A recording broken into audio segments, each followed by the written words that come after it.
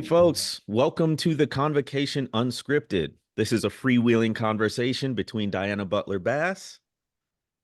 Hey there. Just testing my tech. There we Sorry. go. My headphones weren't working. Hey, Jemar, good to see you.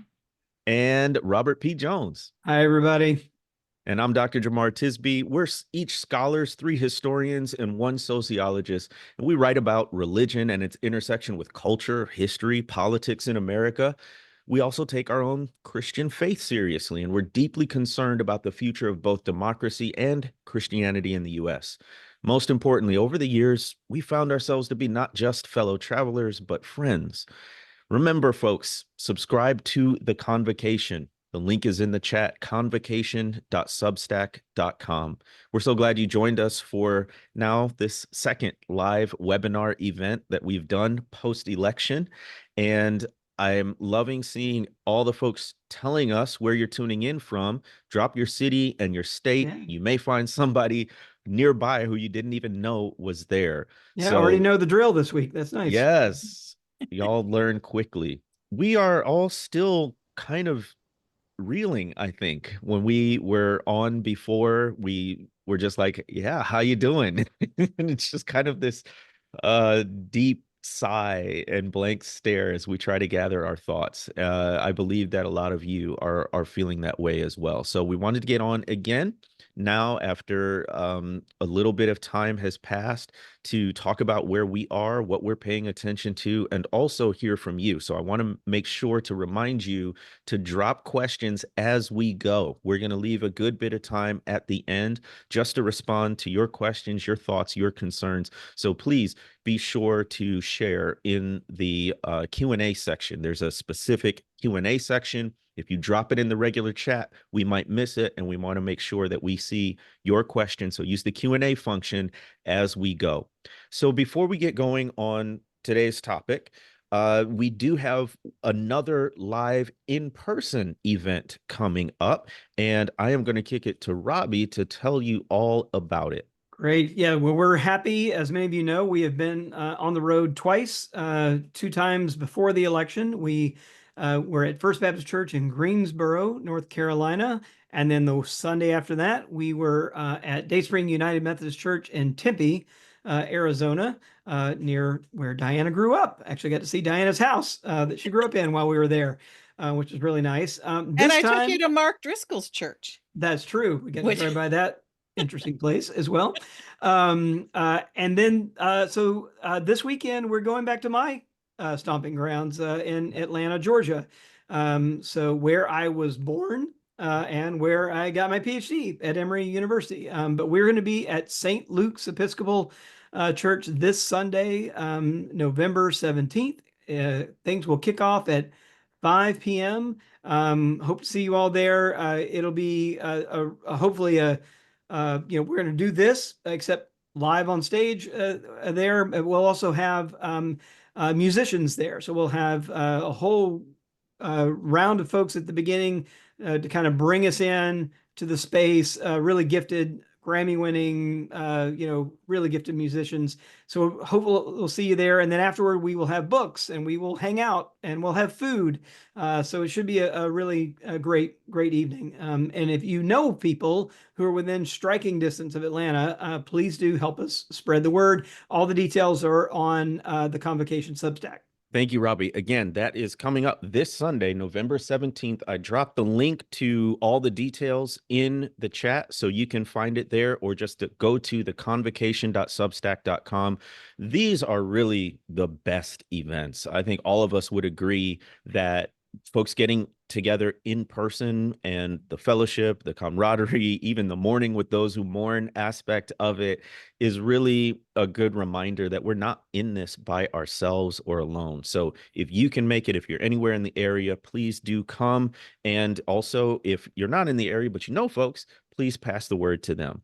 So on to this week's conversation. I think politics is still very much top of mind for all of us, as it is for all of you. We've been watching the news lately, and now a fully approved of mandated, as he says, President-elect Trump is starting to make moves and take action. So, Diana, you had some thoughts on what we've been seeing the past week, and I thought, well, why don't you start our conversation? We'll go from there. Well, the most significant thing that I was feeling, actually, frankly, and then sort of paying attention to more analytically, was the sort of the overwhelmingness of it, the beginning of naming the cabinet, and just how fast some of these potential appointments were being named. Usually this is a very long process. It takes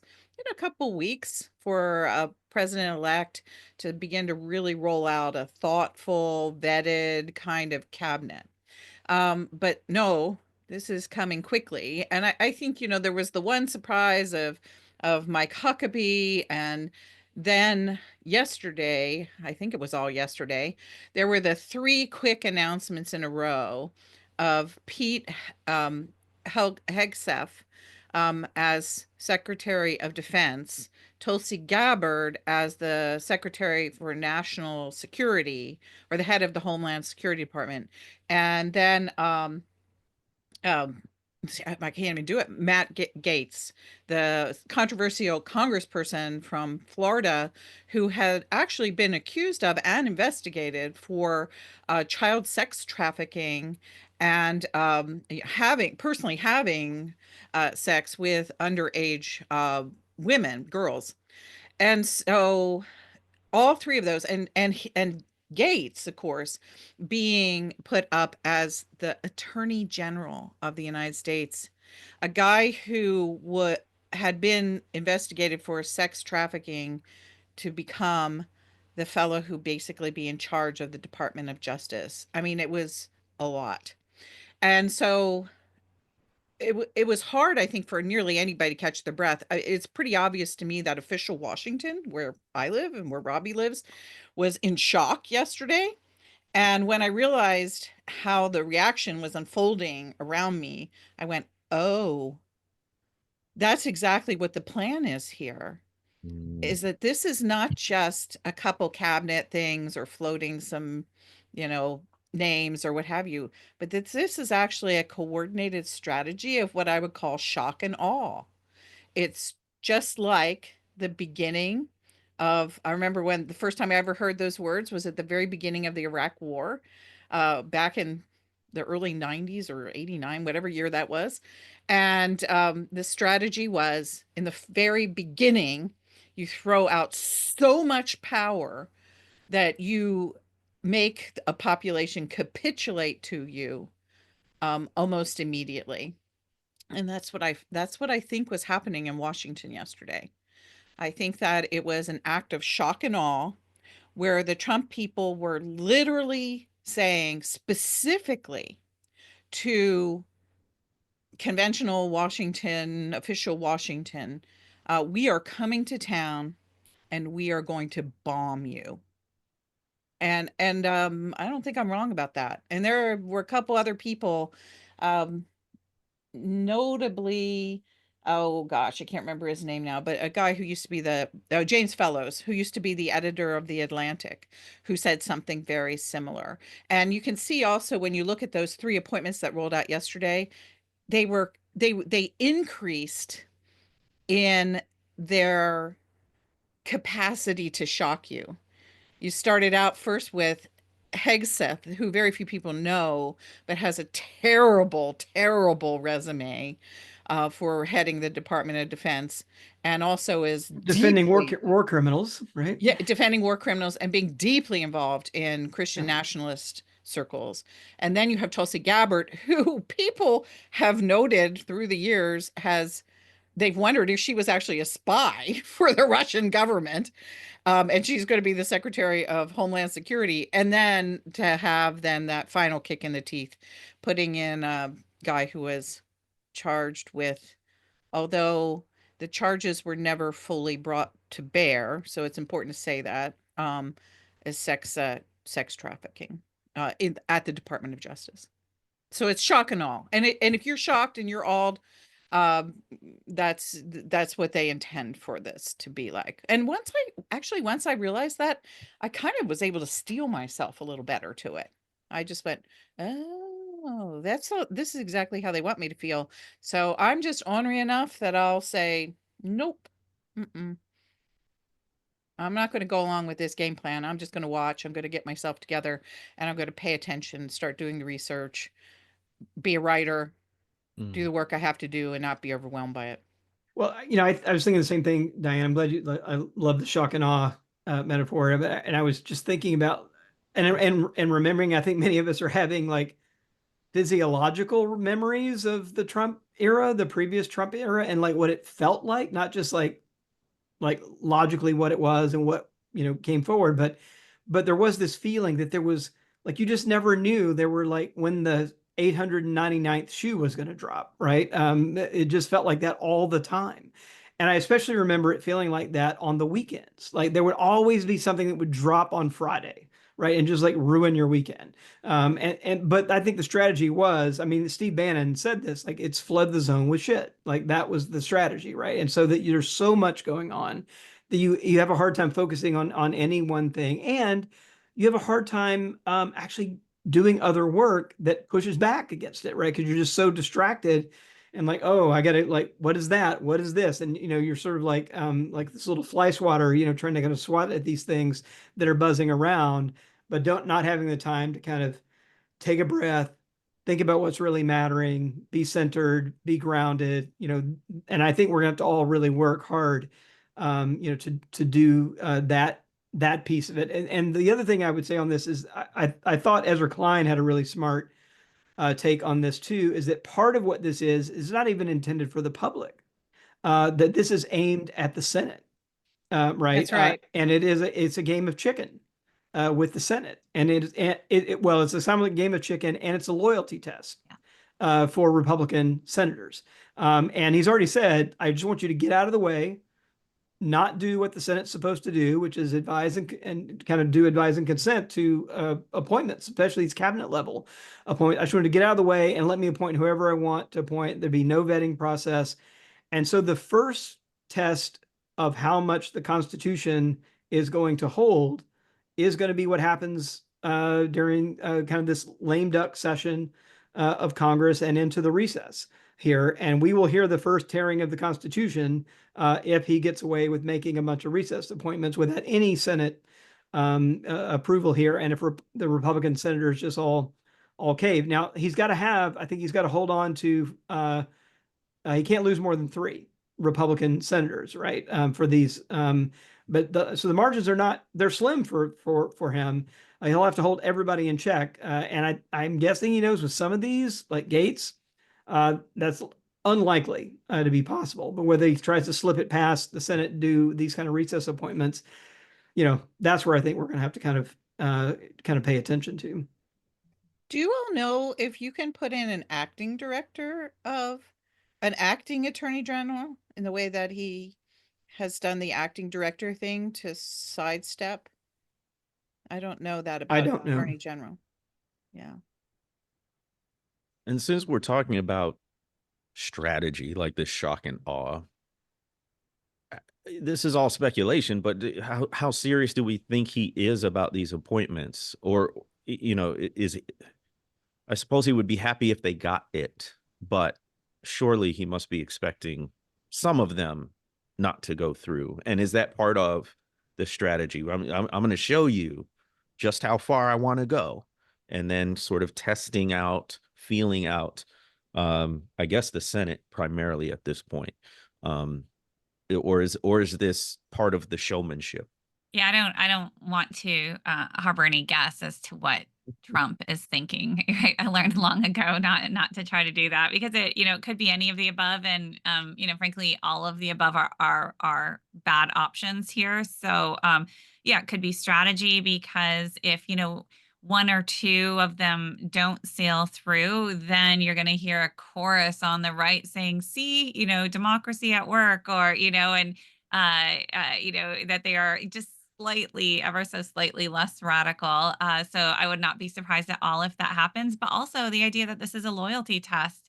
absolutely fits with what we know about Trump, what we know about his character, what we know about what frustrated him in his first term, and exactly what he said he was going to address in his second term. And it was to install loyalists throughout the federal government. This is the goal of Project 2025, and this is he's messaging. Actually, Elon Musk is messaging as well, right? That they expect, demand loyalty. Or I think I saw that Musk was saying he would fund a primary challenger to any Republicans Mm. who were not ready to carry forth marching orders, right? So now they're lining up to show their deference to the president, and that is not the way our democracy is set up to function. So all of those things are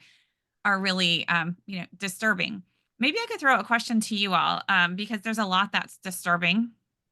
um, have there been any glimmers of hope, is not the word I want to use, of uh, not as terrible as it might be, any sense that there may be even the flimsiest of a guardrail here or there? Is there anything that you've seen in the last week that that you're holding on to? Well, this dovetails with a question that Jenny put out there. Do you feel any hope from the election of Senator John Right. Thune as majority leader? How would y'all respond? No, look at what happened to Kevin McCarthy. I mean, it seems pretty straightforward to me that if Thune crosses Trump too much, when Trump was sitting in Mar-a-Lago and was being tried by a whole bunch of different courts all around the country, he was able to exert enough pressure on the House of Representatives to get rid of Kevin McCarthy, who he perceived. I mean, Kevin McCarthy, we're talking about here. We're not talking about somebody who I ever agreed with on anything and who was a it's not about conservative, but I mean, he edged right up to MAGA on nearly everything. But he crossed Trump. Trump was able to get rid of him even though Trump wasn't there. Mm. And so I'm I, I'm I'm pretty bleak about this, you guys. I do not think, and I have said to a couple of you along the way, when you've said to me privately something like, well, guardrail, or this is the law.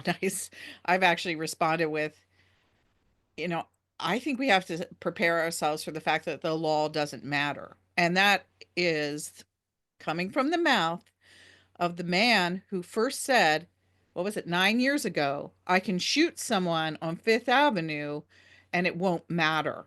Mm. That sentence has been proved truer than just about anything else in the last decade. Yep. And can we just remind ourselves where he said that? Dordt College, my alma mater. Yes. Yep. On the first page of my book, Jesus and John Wayne, because it hit hard.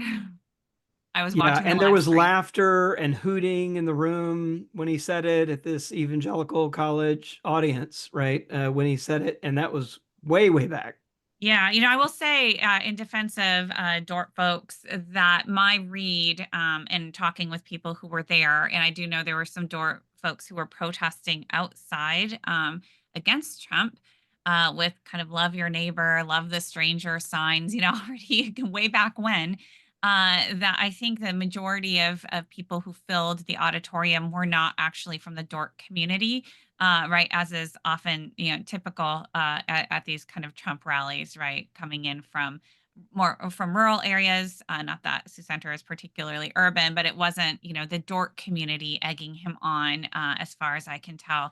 But yeah, he told us who he was quite clearly. He has continued to tell us who he is.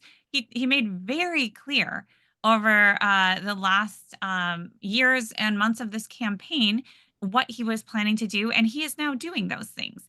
And we're seeing that. And by the way, a lot of people were saying, when we're talking about these appointees, let's not forget RFK, Oh, right? did How that could we actually forget? happen today? I didn't watch the news Yeah. today. Yeah, Yeah. we should expect. I don't even know how to. I've read on paper what we should expect in all of these areas, the DOJ and Department of Education, all these. I still can't quite fathom what this is going to look like. And so then there's the question of, can they pull it off? When I talked to a friend in the military and was concerned on that front, what they said to me is, "Oh, Kristen, well, just give him a desk and ignore the things that he says because the military is much harder to move, right? Than you realize." So, that's one of my questions. I think a question that a lot of people are asking is the question of like we've got malevolence figured out. How about competence? The competence to carry forward with their mission.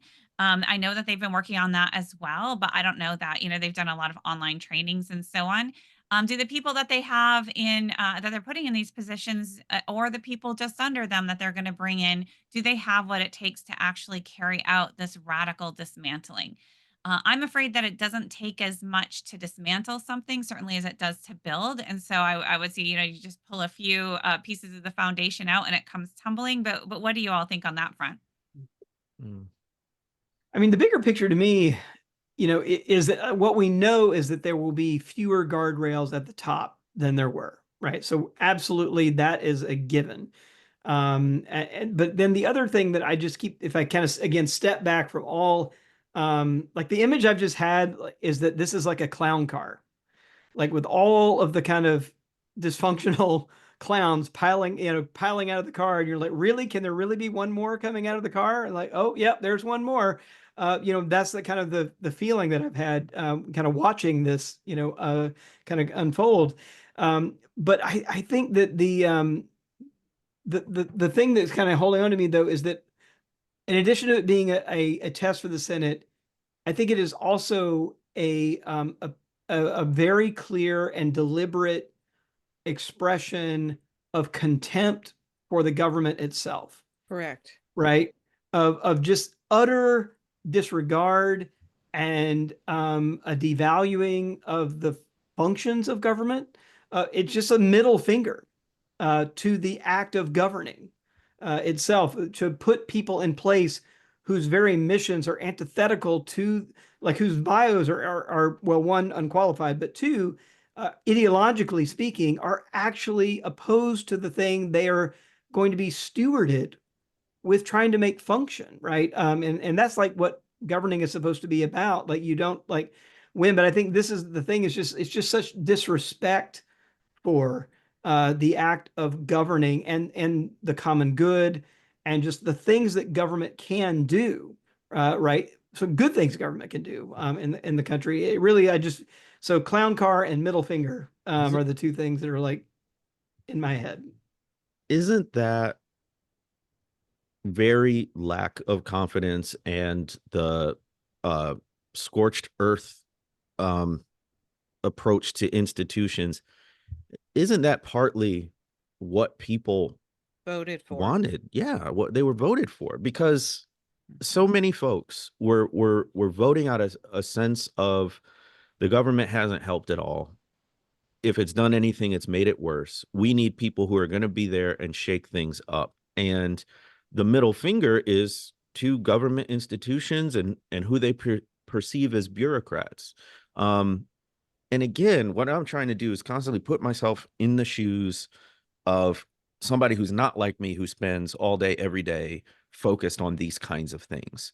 And if you are just getting up every day, dropping the kids off at school, going to work, dealing with family, healthcare, all of that stuff, and the only thing you hear, especially in a closed media ecosystem that's probably promoting disinformation and misinformation, is echoes of Reagan. The worst words you can hear is, I'm from the government and I'm here to help, right? And then you want folks who are going to do that, but it's going to be a rude awakening. And I'm not in a posture of let's sit back and see everybody get what they asked for, because guess what? We're all in the same boat. We're all going to have to suffer the consequences. But what most folks don't realize, it seems to me, who don't pay close attention to this, is how much, when any institution, particularly the government, is working well, it's relatively invisible. You don't know it's there. You don't know what it's doing. Why? Because there aren't massive issues.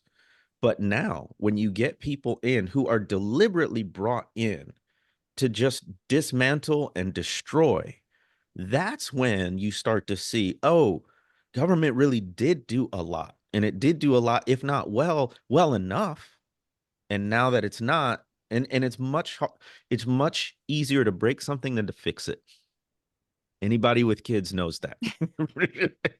You can break something like that, but to fix it is very costly and very time consuming if it can be repaired at all. So I'm just very heavy hearted for our voters and people who are so upset and at the same time so ill informed that they thought would be a good thing. So I'll add some more pessimism here.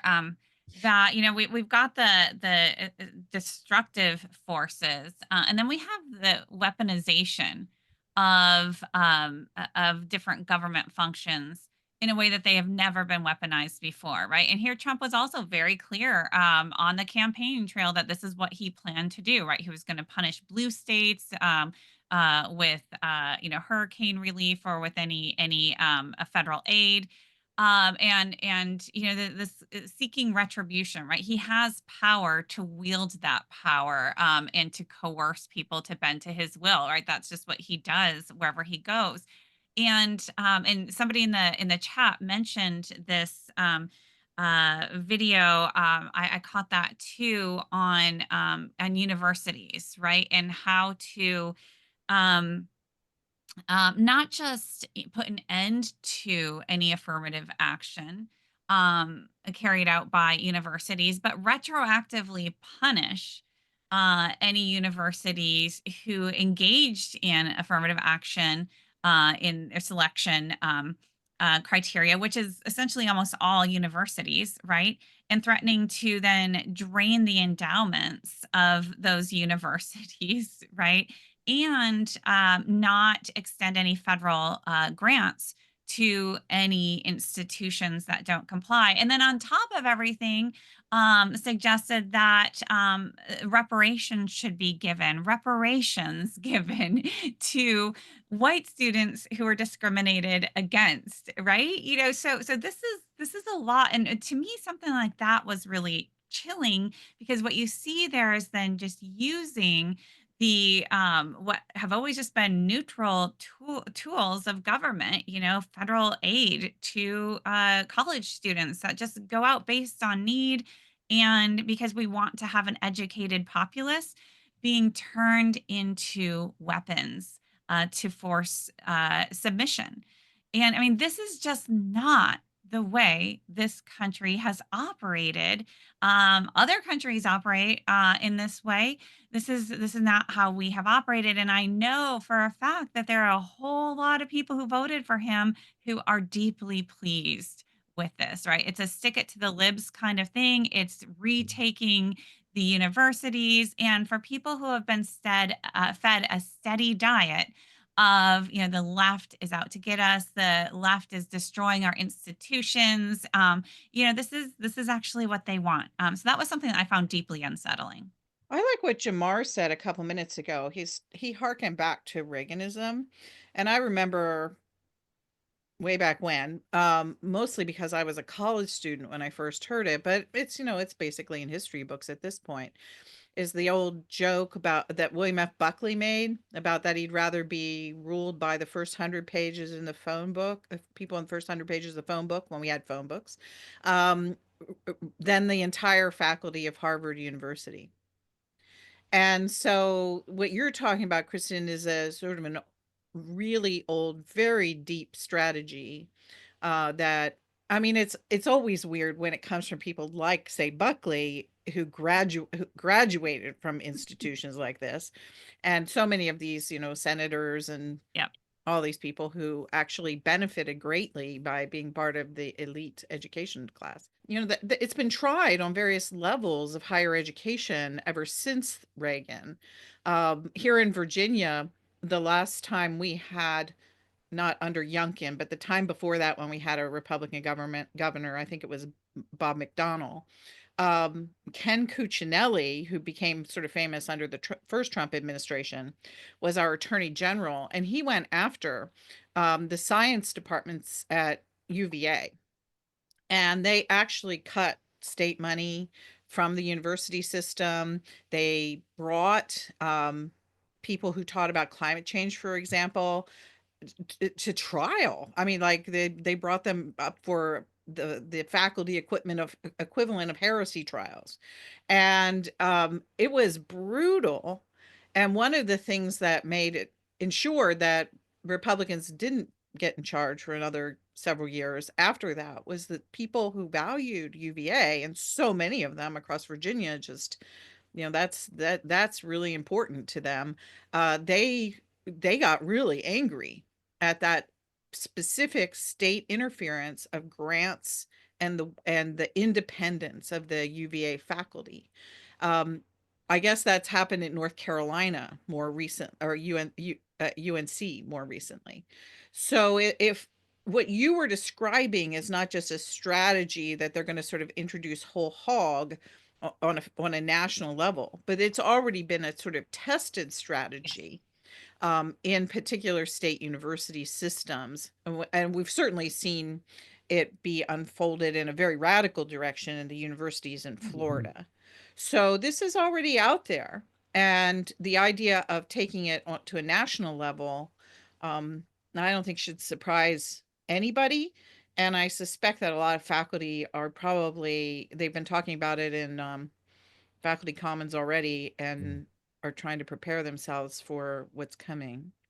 Yeah, I'm glad you said about like New College in Florida, right? Yes. That DeSantis just completely got it, and pretty much decimated. And I think particularly public land grant universities, there'll be enormous pressure where they get funding from the state and then funding from the federal government. And let's not forget that like Trump's first impeachment was because he extorted a foreign leader, right? And made U.S.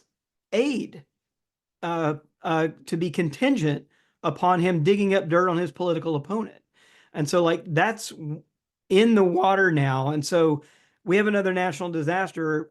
Asheville getting support from the federal government under Trump, like there'll be political tests for who gets federal aid money, and that'll be true for universities as well. And so I think that kind of, again, just weaponization of federal funding and favoritism, and it's all quid pro quo, right? It's loyalty to me and to the agenda, or you don't get your money. Is going to be a really new reality we're all going to have to be wrestling with. So we're going to transition here in a moment to questions. We've already got 30 in there. Keep them coming.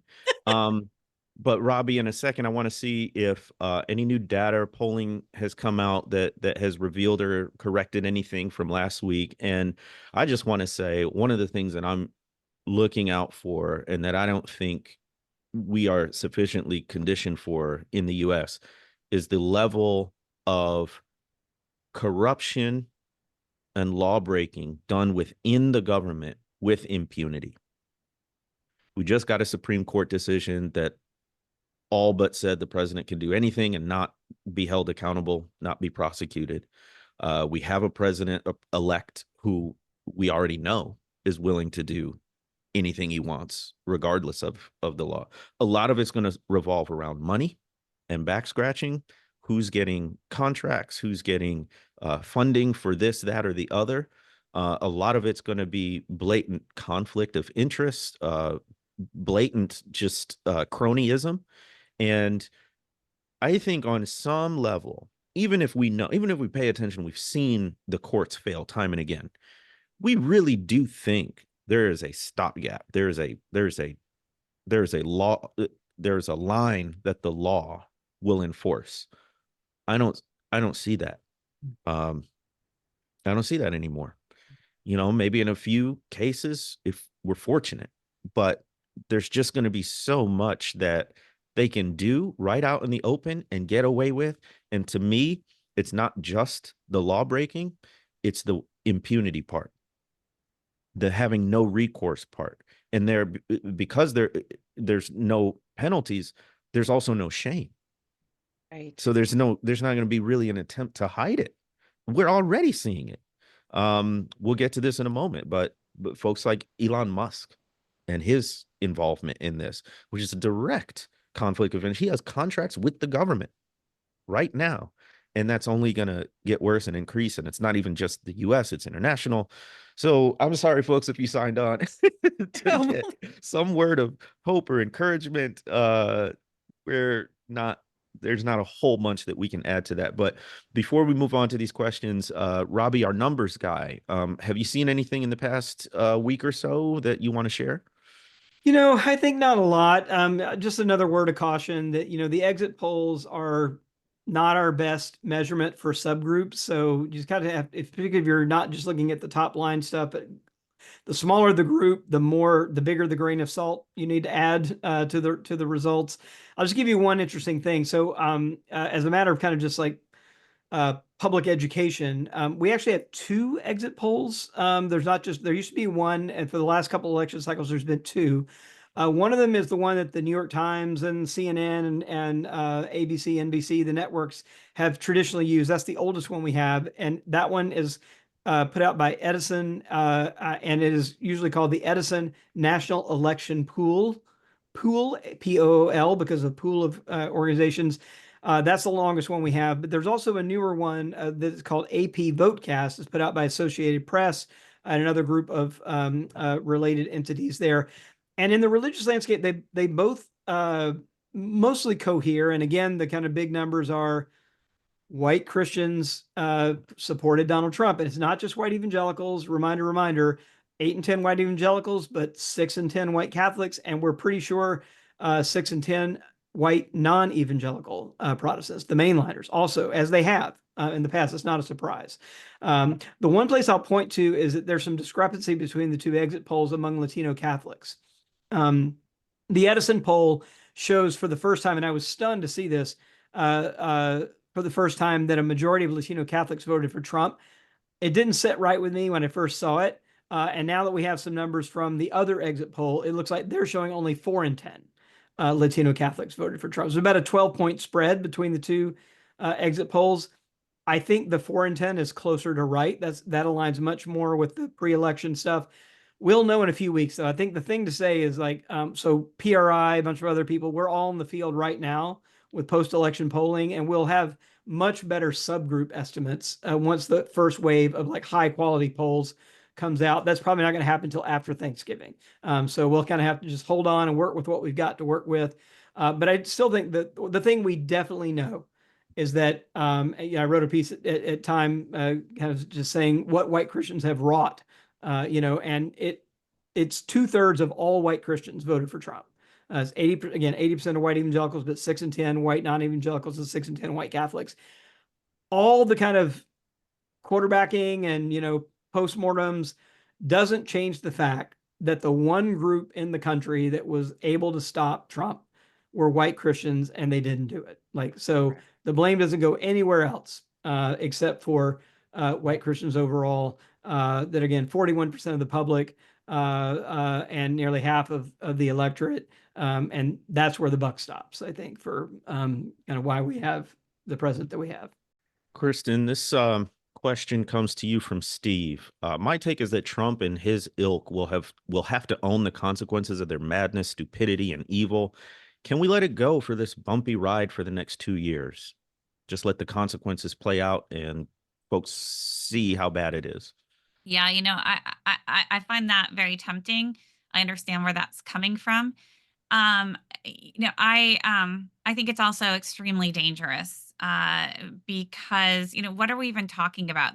We're thinking in the abstract. When things start happening and you're going to see the harm that is done in real time, I think I don't know. I think it would be morally problematic to not try to mitigate that harm, even as I'm sympathetic to the fact that there has to be some sort of a jolt to pull people back. But we're also, um, that also only works if we still have a democracy left. And so I do think we have to fight. A couple of thoughts on that. One, we haven't talked much about the foreign policy implications. To be honest, that's what Mm, most concerns me here. In my research, I focus on Christian nationalism, and I'm tracking that, and I'm giving interviews on that. But in the back of my mind, or actually not the back of my mind, first and foremost, I'm thinking of our national security. I'm thinking of our intelligence and who that's being shared with. I'm thinking of how that can never be dialed back, right? Once that's out, it's out. I'm thinking about our future relationships with allies, thinking of the power that Putin wields and the Putin Musk Teal Trump connections, right? All of these things. This is not my area of expertise. I'm speaking here just as a citizen who's been paying very close attention to some of these networks. To me, that is my greatest fear. That's something that just cannot be undone, could undermine our sovereignty for good. So I don't know what that looks like, what kinds of guardrails. That's the kind of thing I wouldn't want to just let go. But I will also say, and we can talk more about this perhaps later as well, that, what does it look like? And I saw a question early on in the chat, like, what does it mean, do not obey in advance? For each person, right? And yes, we want to resist. We want to, but how? How on earth? Where what power do we have?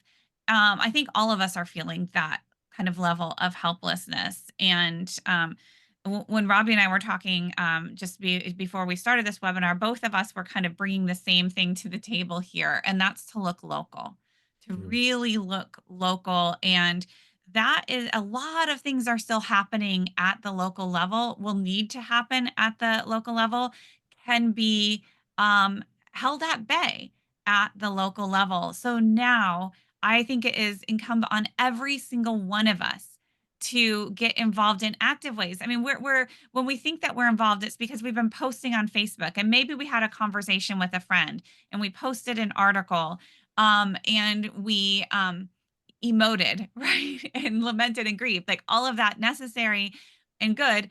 But now's the time to really roll up your sleeves and get deeply involved in your local communities, because that's where things are going to be playing out. And that is where you can actually make a difference. mm, Yeah, I think that's right. I've been thinking a lot about this too, that, a lot of, and the thing that's been in front of my mind is actually the mass deportation. I just cannot get that out of my mind. It's coming week one, guarantee you.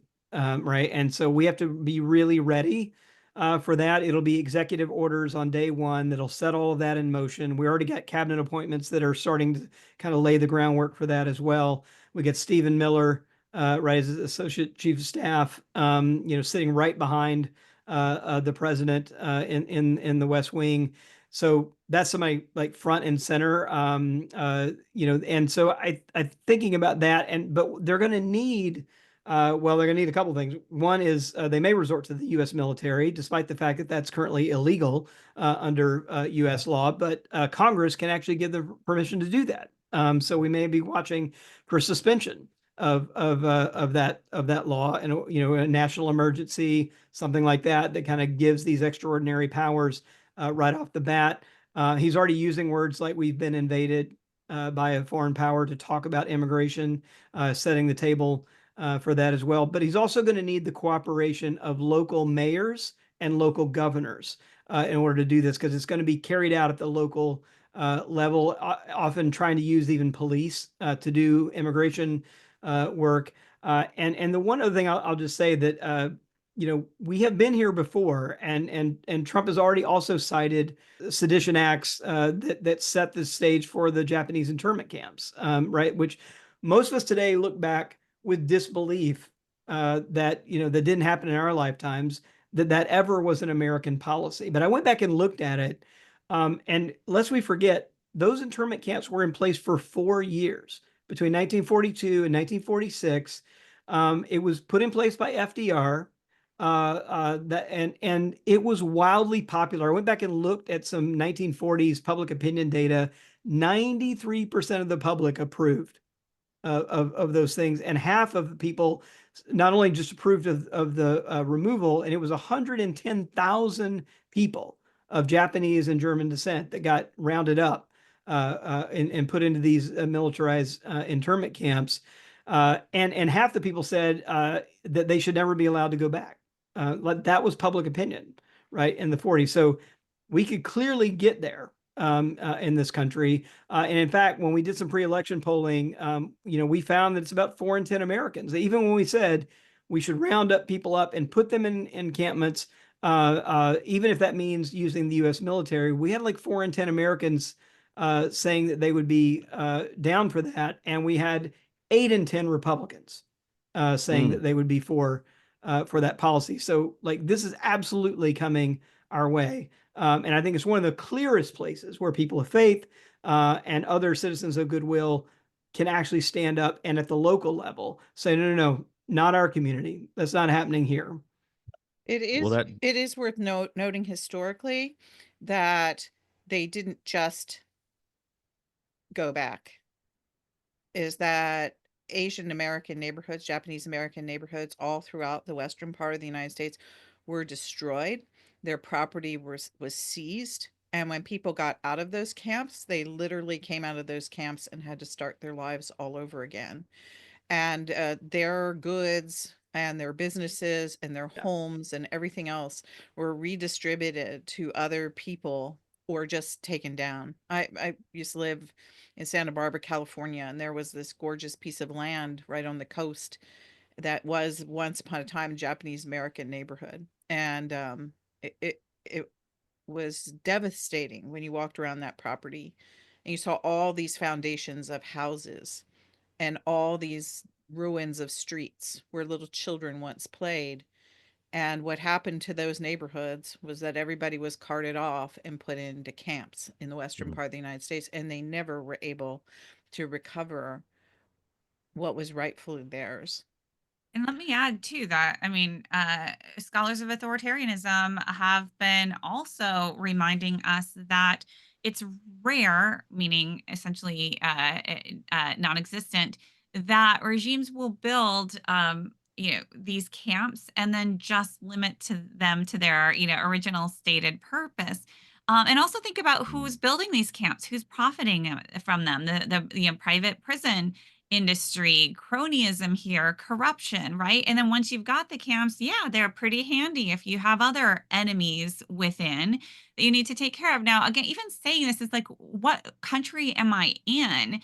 And yet, as a historian, right, this is just how things work. This is how they have worked, and I'm always just trying to find any sign that but this is different. This is different. But so far, my goodness, we seem to be just fitting into the patterns. They have the playbook. But we should go to another question. There's a lot of good questions here. Yeah, so we'll come back to you on this one, Diana. It sort of dovetails with the local resistance. It's coming from Noah. It seems to me that one of the most profound problems the Trump victory presents is the way it trades power for truth, loyalty matters, um, not truth or competence, et cetera, et cetera. How can the church be a leader in the response to this fundamental shift?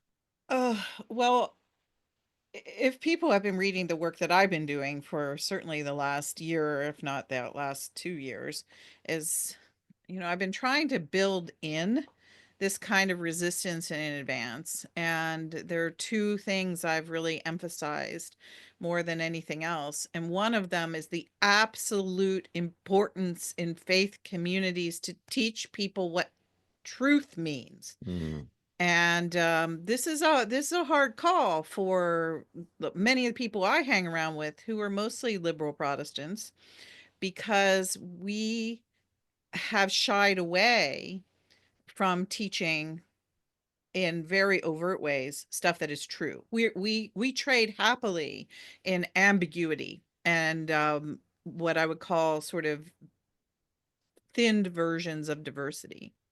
And so for at least, like I said, 2 years, I've been trying to push the communities where I have any influence into becoming loud in understanding what truth is. And I mean, I've done simple things like when people ask me, well, how do we do this? And I said, well, how about if you have an adult ed series in your class about how to tell what is a lie on the internet? or what goes into the making of a conspiracy theory. I mean, these are sort of basic things that most people don't know anymore. Where people always say to me, "Oh, I've done my own research," which usually means they've seen something come flying across their screen while they were looking at Facebook, and that's the equivalent of doing research. Or they go down these, kind of conspiracy theory rabbit holes. And so I think that religious communities who actually care about ideas and education, which are lots of the ones that, again, I work with, of these mainline Protestant churches, they need to recognize that people don't know what research means anymore, and get out there and just really press into that. So that's like one way. Also, turn your church library into a lending library of books that have been banned. Um, Teach classes in the history of courage in the past. I noticed that Trip Fuller was doing a 4 series class during Advent on 4 theologians who stood up to evil in their own time. So that's stuff that really can be done in churches. And it there's not a mainline church in this country who's going to fight with you when you say, "Hey, we want more books in the library, and we're going to be teaching you about how to better use the internet." I mean, that's no brainer, not difficult stuff for a pastor to get up and say. I think Oh, stuff good. like that is part of that local church resistance, is to really figure out where some shortfalls are in the culture, and then think about what the gifts of the particular congregation or tradition is in working with those shortfalls, and just stepping into the breach, and first of all strengthening your own people, but then making sure you have the capacity to reach beyond the walls of your own building with whatever those gifts are. I was just going to say, like, one of the things too, what might be helpful, because it's always hard to do in the moment, but deciding ahead of time where the bright lines are. Oh yeah. Mhm. You know, this is if they come to round up immigrants in our community, we show up, right? If Mm. they, are targeting Muslims in our community, we are showing up, like, and just making a commitment ahead of time, because we kind of know what's coming, right? But to kind of say, like, if this happens, we are going to start making plans now for what we're going to do, and we're going to hold ourselves accountable, like, for doing it. And because if you wait till the moment, it's like, well, is this really across the line? Is it Yeah. not? It becomes harder to do it. And I think particularly for white Christians that have been um, used to being very comfortable, um, like the idea of getting ourselves ready to be uncomfortable, getting ourselves ready to be impolite, getting ourselves ready to be confrontational. Like, all of these things are things we're not that great at. And have to kind of steel ourselves for. I sent And out a piece today. This is the last thing I'll say on the level of the church. And if people are on my Substack at the cottage, it really begins to really point in that direction about what local congregations can do. And so, I mean, I just did something that was fairly simple, but is important. And that is, I took a piece of familiar text, in this case, Lincoln's second inaugural address, and talked about how white Christians have often used the second inaugural as a sort of justification for both sidesism. Both sides have read the same Bible and prayed to the same God, but the prayers of both could not be answered. The Almighty has His own purposes. This is the quote that is mostly used in sermons in white churches, and I affirmed that. Yeah, that is there for Lincoln, and that's an important political theological text in our tradition. And then I pointed out how, well, wait a second, what comes up to that point, the context, is Lincoln is making a big freaking deal about how evil slavery is. And if you look at that political sermon, the second inaugural, you really see Lincoln right before his death, who often waffled on slavery, not waffling at all. He talks about how every drop of blood that the bondsman has shed needs to be repaired. And he talks about the moral offense of slavery. And so that was so the takeaway for a piece like that is that yes, charity, because that's the big line at the very end of that speech, with malice towards none and charity for all. Yes, absolutely charity. But charity has to go hand in glove with clarity about injustice. Mm. And see, that becomes a sermon that can be preached in that kind of context. And you can and it's familiar and it's moving and it takes seriously the nature of the tradition and people go, "Oh, I hadn't noticed that before." And so that's one of the things pastors are going to have to do. You're going to have to use familiar things in the tradition and sort of shake them up Mm. in order to inspire people towards courage and action. We have time for just a couple of more here. This is for either Robbie or Kristen. Any advice on how to still be gracious to family, friends, and especially fellow Christians who voted for this? I I can't love the way understand. nobody asked me that question. You feel free to weigh in too. Oh, Um, oh. I can't understand how you can claim to love and follow Jesus and want this mess. How many sexual perverts, conspiracists, and criminals can you possibly tolerate? Robbie, why don't you take this Oh, one? thanks. Yeah. Feel like there's one of those, oh shoot, what's the play? Sister Mary explains the world to you. You know that play? Like, anyway, she gets handed a question, and it's like, it's the theodicy question. Like, if God is all loving and all kind and all powerful, why is there evil in the world? And she like looks at the index card and just like puts it at the back and like reads the next one, right? And it goes to the next question. Yeah, no. I feel a little bit like that. But look, I mean, like many of you, I'm from Mississippi, with deep roots in Georgia and divided family. It's hard. Like, there's no silver bullets. I don't think I've got any great advice here other than to find the ways, I think, to sort of kind of dust off my Baptist roots here. Find and to maybe some James Baldwin too, right? To be a witness to where I stand and why. That doesn't have to be like with my finger in my uncle's face, but it can be, again, not being quiet, when it comes up. And if Fox News is blaring in the living room and there's only one conversation happening uh that I'm deeply uncomfortable with, I got to find a way to speak up. Jennifer Harvey's really great on this, I think, of kind of saying like we've got to find ways to be witnesses, like to the people the closest to us, right? And we can do that in love, and we have to find our limits and all of that. You have to be wise about it, but and Diana, you've been great at this. Like, it's not loving though, right? To just leave that conversation, right? To be what it is, when we've got another perspective to offer, like that's a gift. It may be an uncomfortable gift to give, but we can find ways to, I think, to hopefully offer it. Yeah, I'll say that, I am still feeling a lot of anger, and so I am not rushing into that space right now, and, I need some time. And I think that, I so then thinking longer down the road, probably, if and when, big, big, big if there is any remorse or second guessing, right? Then you keep the door wide open. And I think that's where it matters. You can't push that door open. You really can't. You end up just pushing it, further, tighter, tighter shut. But if there's a crack, you welcome people in, and that's when you don't lash out with the "I told you so" and "What were you thinking?" and "How could you do this to your country and to me?" kind of thing, right? So I guess I'm looking ahead and thinking of best practices down the road, and that's what I can do right now.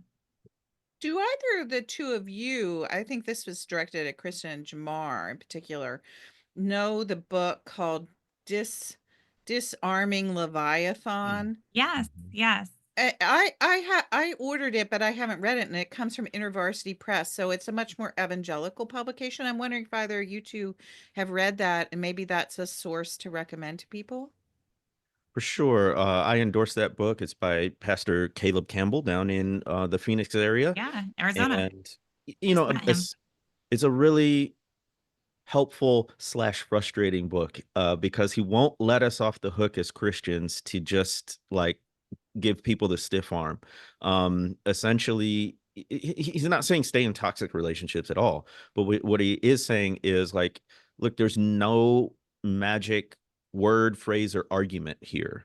It's long, slow, relational work, which is much of the Christian life, right? And so he speaks as an insider. Back in his high school and young adult days, he was actually part of a neo-Nazi white supremacist group. He was playing drums at a church, not as a Christian, but developed a relationship with the pastor and came to believe the claims of Christianity and the good news of Jesus Christ. And he's able to understand a good bit of the worldview. And he talks a lot about community, belonging, identity, and those being the really fundamental reasons why people are buying into something like MAGA, right? It's not just about this linear, cerebral assent to a set of policies and ideas. It's really about a sense of community, belonging, identity, and that's what he's approaching the conversation on. And the book is called Disarming Leviathan. There's so many good questions here. I want to do one more like real hard concrete one, and then we're going to go around the horn and answer this question about what are we each reading right now. So I'm not sure who the best to direct this is. Maybe you DC insiders. Um, I like the way there's several questions along this line of how do democratic leadership in particular need to respond. And Billy put it this way: why aren't democratic leaders acting like a fascist is taking power in 2 months? So, do the democratic leaders and establishment need to act, in more sort of confrontational ways, or play dirty, or whatever you want to call it?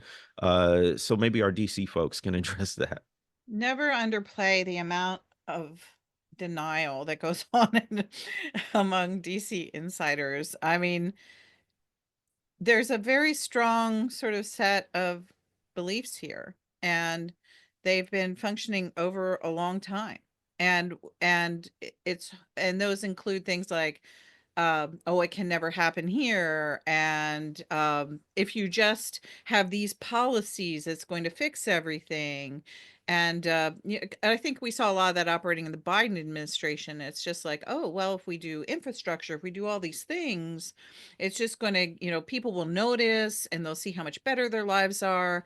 And the idea was play by the conventional playbook and do it really well, and that will harden America against authoritarianism.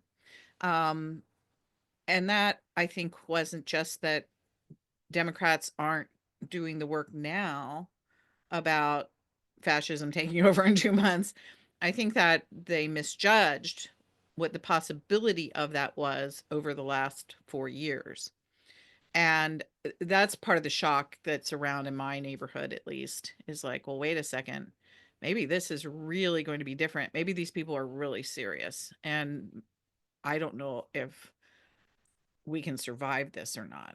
So that's just kind of my observation. Robbie actually lives more in the city than I do. I live right outside the Beltway. So that's my 2 cents worth for being an outside of the Beltway person. Yeah, I mean, the things coming to my mind is so I walk past the White House from the metro to our offices whenever I'm going into the office a couple of times a week now. And, they're already starting to do preparations for the inauguration that you can kind of see going up down there. And I just had this image of like if I kind of get off of Farragut North and I look down 16th Street that goes straight to the White House. That last block is also Black Lives Matter Plaza that has Black Lives Matter painted in bright yellow letters down leading to the White House, and then you could see the inaugurations kind of stuff starting to go up. And I just thought like, wow, just something with the juxtaposition of those things with a man that that one of our previous Joint Chiefs called a fascist, right, is coming to be sworn in.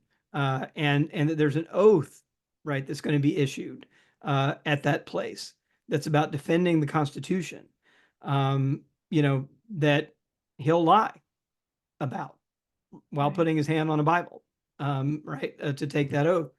It was just, I was kind of overwhelmed by it, just kind of just being in that place and like thinking about all the weird forces kind of coming our way down there. I don't think people are really fully ready for it. Really, I think we're all struggling to be ready for it. We did have some, voices like Jamie Raskin and others, who's my local rep, kind of warning us about some of this stuff.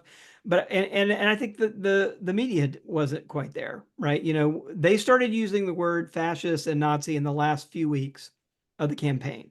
But the first time Trump uttered the words that immigrants are poisoning the blood of the country was a year ago, over a year ago. It was November of 2023 when he uttered those words about immigrants poisoning the blood of the country. So there was like, Nazi language on the books like for a year. And it was really not till the last few weeks that you saw mainstream media, really calling it out for what it really and genuinely is. So I think we're all playing still a long game of catch up here. Well, and let me add to that. I mean, the Republicans have had a brilliant strategy, all right?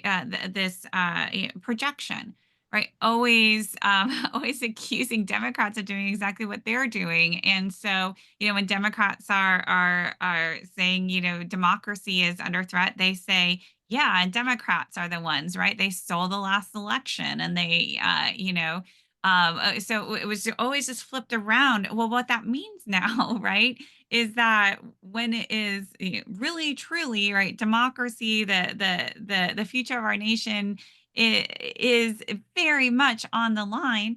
And so what should we do? Well, if it's not business as usual, who looks like they're the ones sacrificing our democratic norms, right? And so it's very easy to just flip that right back. And I think Democrats have been aware of that. I certainly have been aware of that in the run up to the election. And I think that that has, I would like to think that there are some brilliant Democratic strategists who have been meeting 24/7 to figure out exactly what the path forward is, but I have not yet seen any evidence of that.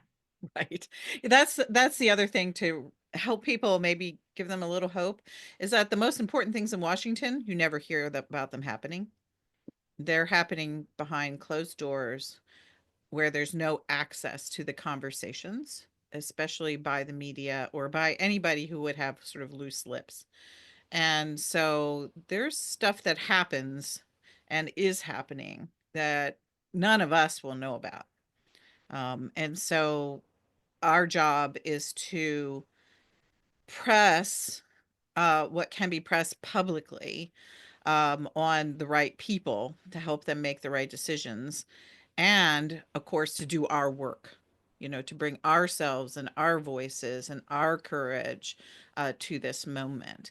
So there is probably way more going on than any of us can see, and certainly way more than any pundit can see, even very well informed ones. And so I just want to hold that out, because this is an interesting place, and many things happen behind the I just scenes. want to add, like, one of the public tools that we can give, though, is public pressure. Mm. Right. Public pressure creates openings, right, for people who are in positions of power to do something. And without that, they often don't have the leverage that they need. And so that's the one thing that we can like absolutely add to the mix. And where I think churches in particular have a very, very important role to play. So organizing, protesting, being loud, as you said, Diana, showing up in ways that we haven't. Particularly, and by we, I mean particularly white Christian churches have not had to show up in the past.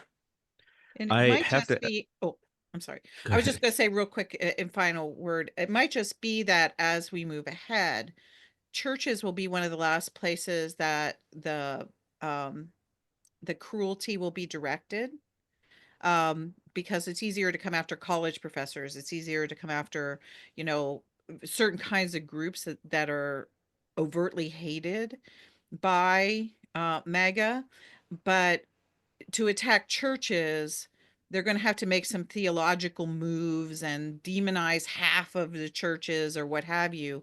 And they're arguing for religious freedom, so they're actually creating more boundaries to keep the government out of telling churches what to do. So churches might actually be one of the few institutions we have going forward over the next 4 years that actually retain voice and will be vaguely safer than other points of potential protest in the culture. Well, we do have a closing thing here in a second, but I had to ask this question because I have it to Kristen. How do you this comes from Gary. We see the problem and I'm interested in solutions. If I listen to the news too much, it severely impacts my mental health. Yeah. How can I be in the know without going nuts in the process? Why are you asking me? Because I feel like you are not, I do very not observant. have a really great handle on mental health right now, and I'm watching the news way too much.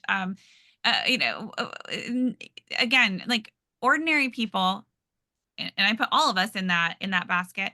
Right, there's nothing we can do, um, minute by minute here, or very rarely, right? And this is just coming at us like through a fire hose, and it's not going to let up. And so we really have to pace ourselves. And I think too, not every individual has to be sifting through all of the news that's coming out, right? So some trusted sources. I mean, that's one of the things that we're trying to do here too, is we're out there because we have to be giving the interviews, and we're tracking this. It's kind of, part of our job description. So we're kind of trying to sift this through. And I know that I can take a few hours off, and if something pops up, I can ask my friends here or others, right? Having places that you can check in, it's not on every single American to be following minute by minute. We're all going to wear ourselves out very, very quickly. In fact, I think a lot of us are worn out right now. So I think we also have to be strategic there. And again, when you feel helpless, work at the local level. That does so much good, because apart from the direct action you can take there, you're also forging those all important relationships with neighbors who are different from you. And when you are, I mean, here I'm drawing on something I read a long time ago, but the best way to overcome polarization is actually not getting two people with differing views to come together to talk about those different views. Not at all.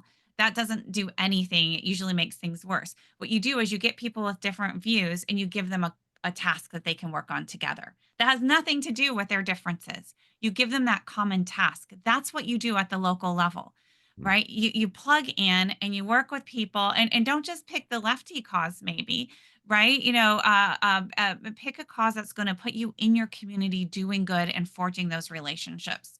And you can't be doing that if you are doom scrolling, 7 hours a day, um, which is what some of us do, right? Someone put That's up just not sustainable, not healthy, and it's not useful.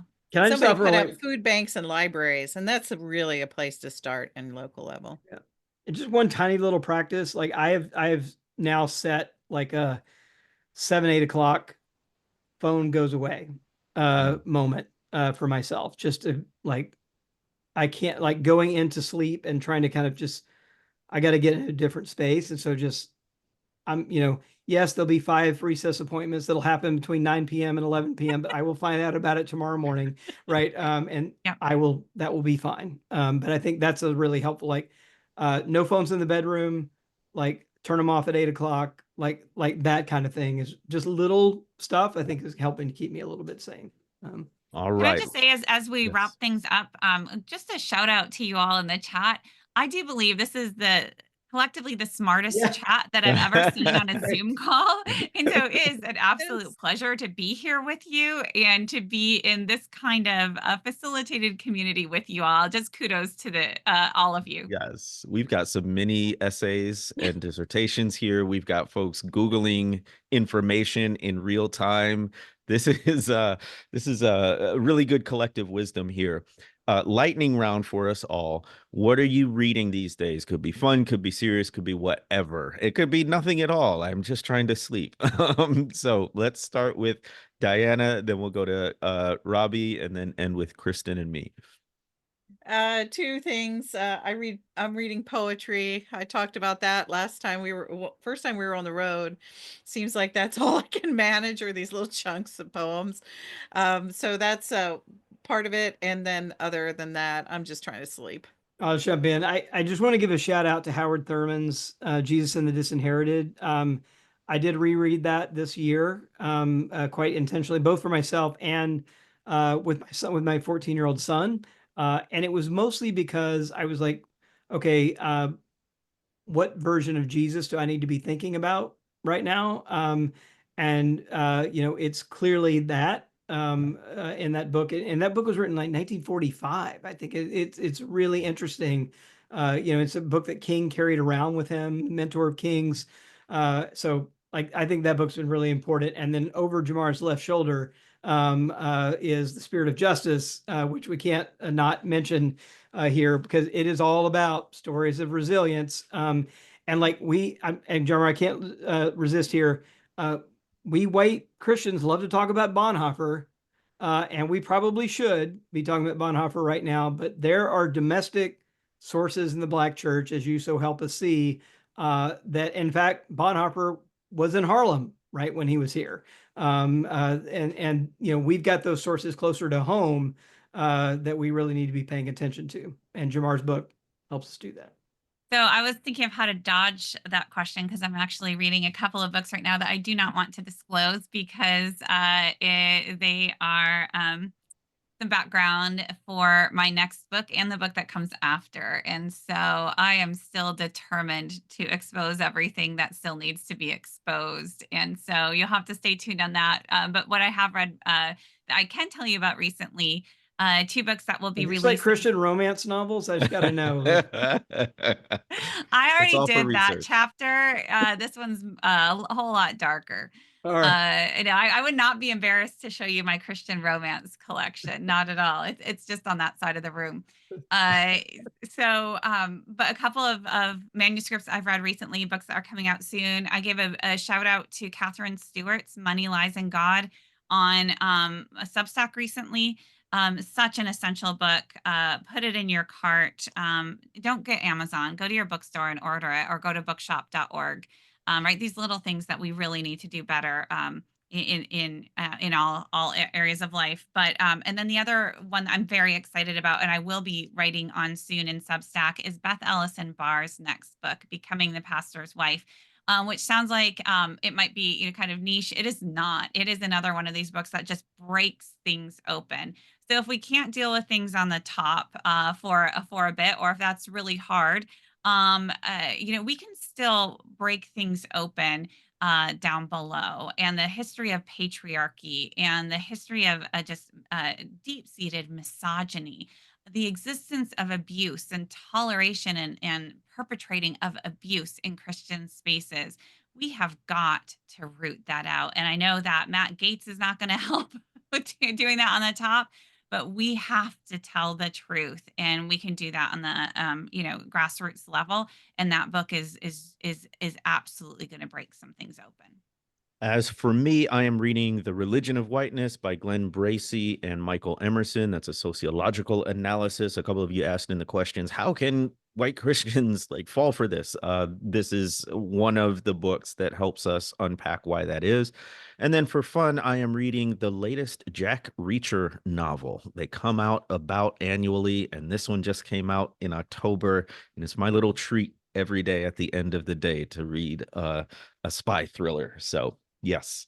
Well, folks, that is the time that we have for today. On behalf of me and my cohorts, thank you for joining the Convocation Unscripted. Of course, remember to subscribe to our bi-weekly newsletter at convocation.substack.com. And of course, our individual Substacks will be listed on that website as well. And I want to remind you again, for our Faith and Democracy rally happening this Sunday in Atlanta, tell all your friends about it. Thank you so much for joining us for this live online edition of the Convocation Unscripted. We'll see you next time.